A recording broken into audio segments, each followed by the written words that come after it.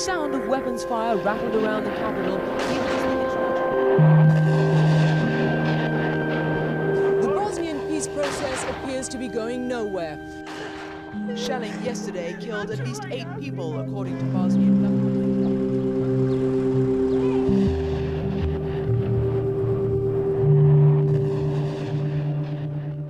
I remember in the spring of 1995 that the general commander of the UNPROFOR, the UN forces there, he said that that year, in fact that season, the Bosnian Serbs would seek to take all the so-called UN safe havens. I'm not sure how many people took him seriously, but there was an assault on Gorazde, there was assault on Žepa, and there was this terrible assault on Srebrenica.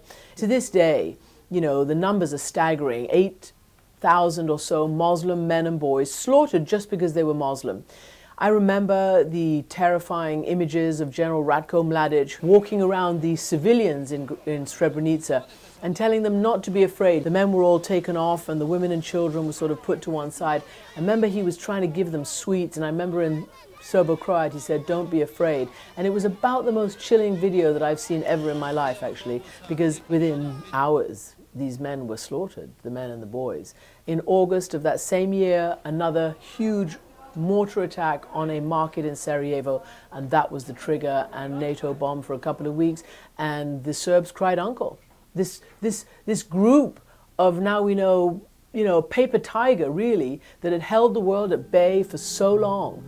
You know, 1 or 2 bombs on its positions and they rolled over.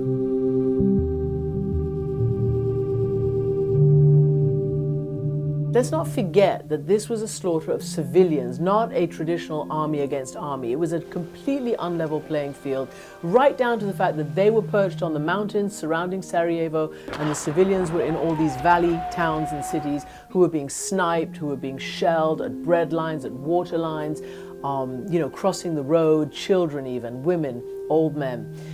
It brought out the best in those who resisted and those who survived, who would not surrender. Again, these very same men, women, and children who were being so terribly assaulted in, you know, the 90s on global 24-hour satellite television.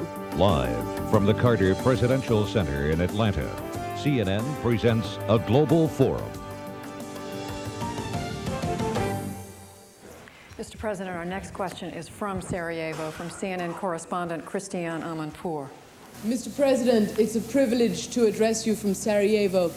Do you not think that the constant flip-flops of your administration on the issue of Bosnia sets a very dangerous precedent and would lead people such as Kim Il-sung or other strong people to take you less seriously than you would like to be taken? No, but speeches like that may make them take me less seriously than I'd like to be taken. There have been no constant flip-flops, madam. I ran for president saying that I would... This was viewed as a challenge to President Clinton. I hadn't thought of it or planned it or presumed that I was going to do that. He had been speaking about Bosnia. This was 1994, 1 year before Srebrenica and 2 years into this savage war already. And the United States, basically its arms were tied, it wasn't doing anything. You know, after Never Again, this was very, very difficult for us to stomach as we watched it. And we lived it day in and day out, week, month, you know, year in and year out.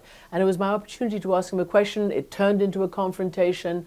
It was, you know, it was awkward for me, probably awkward for the president. But in the end, in hindsight, I think I did the right thing. I asked the only question I could from my vantage point, and it was a very serious and dramatic question about why the world wasn't doing anything to stop a genocide. I wish we could do the same thing in Syria, and I wish that the world would get as serious about ISIS, about defeating ISIS, as they did get as serious about defeating the genocidal Serbian strategy back in 1995.